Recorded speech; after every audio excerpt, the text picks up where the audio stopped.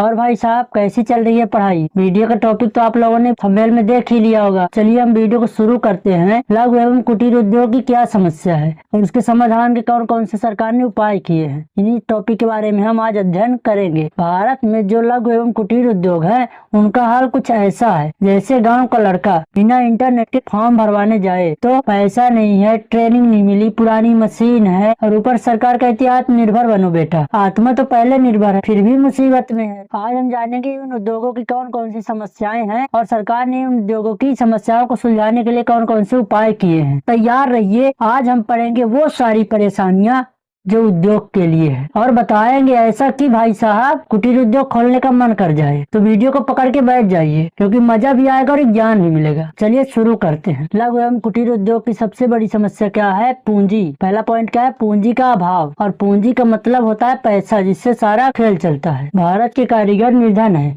उनके पास इतनी पूंजी नहीं है कि वो अपना उद्योग चला सके और ये आवश्यकता उनके हुनर को गुठित करती है। आप इसको अपनी भाषा में समझिए। पूंजी के अभाव के कारण उद्योग की सबसे बड़ी समस्या बनी हुई है ना। यही हालत क्या है हमारे भारत में है। लघु एवं कुटीर उद्योग की कारीगर बढ़िया है, माल बनता है लेकिन पैसा नहीं है। न मशीन खरीद सकता है, न दुकान खोल सकता है, न ही माल का प्रचार कर सकता है। उसके पूंजी के अभाव के कारण उद्योगपति उद्योग चलाने में असमर्थ है। फिर दूसरा पॉइंट है अविकसित उत्पादन पद्धति। अविकसित उत्पादन पद्धति भी उद्योग की समस्या बनी हुई है। भारतीय कामगारों की उत्पादन पद्धति है जो अति प्राचीन एवं अविकसित है, जिससे वे अन्य कारीगरों द्वारा निर्मित माल के समक्ष टिक नहीं पाते। उत्पादन प्रणाली के विकास नहीं करना उनकी नियति है, इसलिए एक जटिल समस्या हो गई है। अविकसित उत्पादन पद्धति को इसको अपने भाषा में समझिए। मान लीजिए गांव का लड़का एक मिस्त्री है जो लकड़ी या फर्नीचर बनाता है। अब वो आज भी कटार, हथौड़ा और बसूली और मुंह के नाप लेकर काम करता है और इधर उधर शहर में लड़का मशीन, ऑटोमेटिक टूल्स माल तैयार कर रहा है वो घंटों में। अब बताइए गांव वाला मिस्त्री कितना भी मेहनती हो पर उस शहर वाले के बराबर प्रोडक्शन नहीं कर पाएगा, है ना। तो जो हमारी अविकसित उत्पादन पद्धति है वो उद्योग की समस्या बनी हुई है, क्योंकि हमारे उद्योग में लघु एवं कुटीर उद्योग अभी भी बाप दादा के जमाने के औजार काम कर रहे हैं और मशीनें पुरानी है, बिजली की खपत ज्यादा और आउटपुट कम। अब ना ही गुणवत्ता में दम है ना ही मात्रा में, तो ग्राहक क्या बोलेगा? ग्राहक बोलेगा भाई मैं 500 रुपए में वही सामान लूंगा जो बढ़िया क्वालिटी का होगा, चाहे वो शहर से बनाया हो या गाँव से, उससे क्या फर्क पड़ता है। और बेचारा देसी कारीगर जो पसीना बहा के अपना काम कर रहा था उसकी सामान तो रखे ही रह जाएंगे क्योंकि उसका सामान कोई खरीदता ही नहीं। यही विकसित उत्पादन प्रणाली का नतीजा। मशीनें पुरानी, औजार कमजोर, तकनीक आउटडेटेड और नतीजा कारीगर का धंधा बैठा रहता है। फिर लघु एवं कुटीर उद्योग की अगली समस्या है कच्चे माल की समस्या। अब लघु एवं कुटीर उद्योग में कच्चे माल की भी समस्या बनी होती है। इन उद्योगों को उत्पादन के लिए आवश्यक कच्चा माल समय पर तथा उचित मूल्य पर नहीं मिल पाता। ये उद्योग बड़े उद्योगों पर निर्भर रहते हैं। अब आप इसको एकदम अपने स्टाइल में देहाती भाषा में समझिए कि जो कच्चा माल है इसकी पूर्ति कैसे नहीं हो रही, इसकी समस्या कैसे बनी हुई है। जैसे आपके गांव में एक रामलाल काका है ना, वो चप्पल की कुटीर उद्योग चलाते हैं। लेकिन प्रॉब्लम ये है कि उनको सही समय पर और कम रेट पर सामान मिलता नहीं है। अब जब रबर दिल्ली से आएगा, पट्टा कानपुर से और मुंबई से गोंद, तो मनमर्जी दाम पे मिलेगा। तब तक तो ग्राहक नया फैशन लेके आ जाएगा, है ना। तो रामलाल जी काका बोले कि अरे बेटा अबे तुम्हारे साइज के पट्टा भी मंगवा देंगे, है ना, अगले हफ्ता बन जाएगा। अब सोचिए काका बिना कच्चा माल के कैसे बनाएंगे? हवा में चप्पल बनाएंगे, है ना। यही हो रहा है देश में लाखों उद्योगों के साथ। कच्चे माल की समस्या, कच्चा माल ही नहीं मिल रहा तो उत्पादन कैसे होगा। और मजेदार की बात यही है कि जो कच्चा माल है वो बड़े उद्योगों को थोक के साथ सस्ते में मिल जाता है और जो छोटे उद्योग हैं वो चाह कर भी बड़े उद्योगों की मुकाबला नहीं कर पाते हैं और नतीजा यही कि उनका धंधा ठप रह जाता है। अब हम लेते हैं चौथा पॉइंट। चौथा पॉइंट क्या कह रहा है? बड़े उद्योगों से प्रतिस्पर्धा, है ना।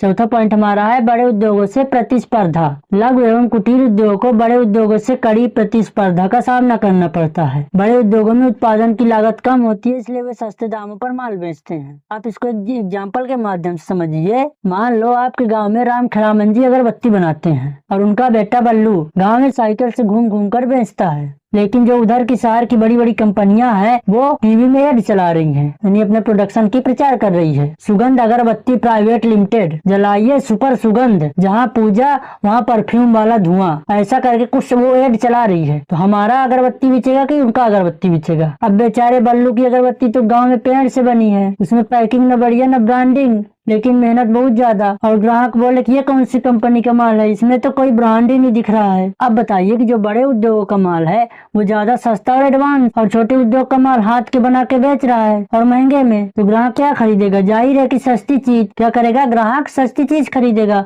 और ब्रांड भी। तो ये है वो कड़ी प्रतिस्पर्धा जिसे छोटे कारीगर हार रहे हैं। उद्योगों की लागत कम क्यों होती है? मशीन तेज, कच्चा माल सस्ते में, मजदूर कम खर्च, और माल इतना कि गोदाम से फट जाए। और उधर एक लघु उद्योग वाला जो एक पीस बनाता है और मन में भगवान से कहता है हे भगवान आज तो एक ही पीस बिक जाए, है ना। यही कारण छोटे उद्योग लघु उद्योग के आगे फेल हो रहे हैं, चाहे हुनर कितना भी अच्छा हो, है ना। कड़ी प्रतिस्पर्धा है लघु उद्योग, कुटीर उद्योग और बड़े उद्योगों के बीच में, जो लघु एवं कुटीर उद्योग की समस्या बनी हुई है। अब हम चलते हैं अगले पॉइंट की ओर। अगला पॉइंट है शिक्षा एवं प्रशिक्षण का अभाव। कारीगरों में तकनीकी जानकारी का अभाव होता है, न उन्हें आधुनिक यंत्रों का प्रयोग की जानकारी होती है, न ही उन्हें बेहतर उत्पादन विधियों का। अब हम इसको अपनी भाषा में एक्सप्लेन करेंगे। अब देखिए भैया, मान लीजिए एक शंकर काका है जो पीढ़ियों से मिट्टी के बर्तन बनाते आ रहे हैं, और वो रोज वैसी ही चाकबाजी देहाती में सुराही बना रहे हैं उनके जैसे उनके बाप दादा बनाते थे। अब एक दिन उनका पोता बिट्टू मोबाइल लेकर आया और बोला काका आप जापान में मशीन से मिट्टी के बर्तन बनने लगे हैं और डिजाइन भी ऐप से किया जाने लगा है। काका को ना तो मशीन चलाना आता है, ना ही इंटरनेट से डिजाइनिंग करना। अब यही असली दिक्कत है, मतलब कारीगर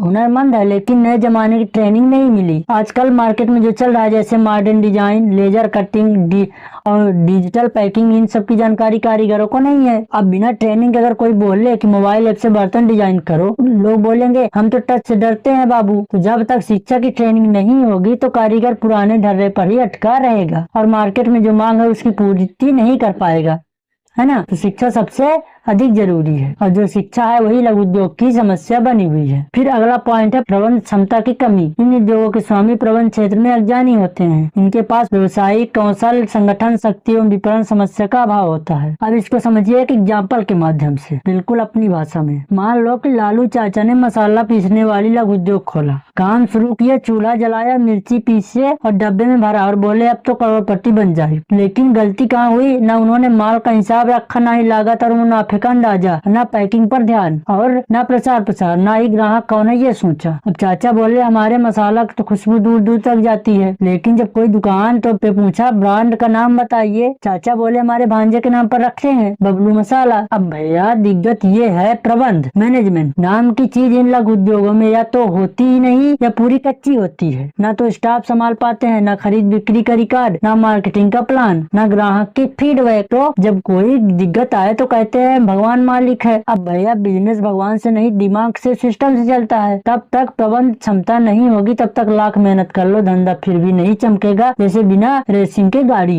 है ना। तब प्रबंध समस्या नहीं सुधरता है तब तक लघु एवं कुटीर उद्योग की समस्या बनी रहेगी। अब हम चलते हैं अगले पॉइंट की ओर कि कौन सी समस्या लघु एवं कुटीर उद्योग की है। अब है 7वां पॉइंट, अनुकूल आकार का अभाव। अब इसको अपनी भाषा में समझिए। पहले हम किताबी भाषा में पढ़ते हैं, लघु उद्योग का उत्पादन बहुत छोटे स्तर पर होता है जिससे उनके आकार में अर्थव्यवस्था पर लाभ नहीं प्राप्त हो पाता। मान लो गांव में रज्जन काका है, वो पापड़ बनाते हैं और रोज 30 पापड़ बनाते हैं खाट में सुखा के हाथ से बेल के। और अब शहर में एक फैक्ट्री है जो 30,000 पापड़ बनाती है, मशीन चलाओ और 1 मिनट में 50 पापड़ तैयार। अब सवाल ये है कि किसका खर्च कम पड़ेगा प्रति पापड़ में? अरे बात साफ है, ज्यादा माल बनाओगे तो यूनिट खर्चा कम लगेगा, है ना। इसे कहते हैं आकार की अर्थव्यवस्था, इकोनॉमिक ऑफ साइकिल। लेकिन रज्जन काका धंधा छोटा है, ना मशीन है, ना मजदूर है, ना गोदाम, इसलिए उनको हर चीजें महंगी पड़ती है। आटा थोड़े में खरीदते हैं, महंगा पड़ता है, पैकिंग कम करते हैं, रेट ज्यादा लगता है, ट्रांसपोर्ट भी छोटा और खर्चा भी ज्यादा। अब मतलब कि उनका एक एक पापड़ बनता है 500 रुपए की मेहनत से और बिकता है 2 रुपए में, वो भी प्रति ग्राहक बोले मिर्ची कम है। ये अनुकूल आकार का अभाव है ना। ज्यादा उत्पादन छोटा है और खर्चा बढ़ता है, मुनाफा घटता है, धंधा बैठ जाता है। फिर अगले पॉइंट की ओर हम बढ़ते हैं। अब इन उद्योगों में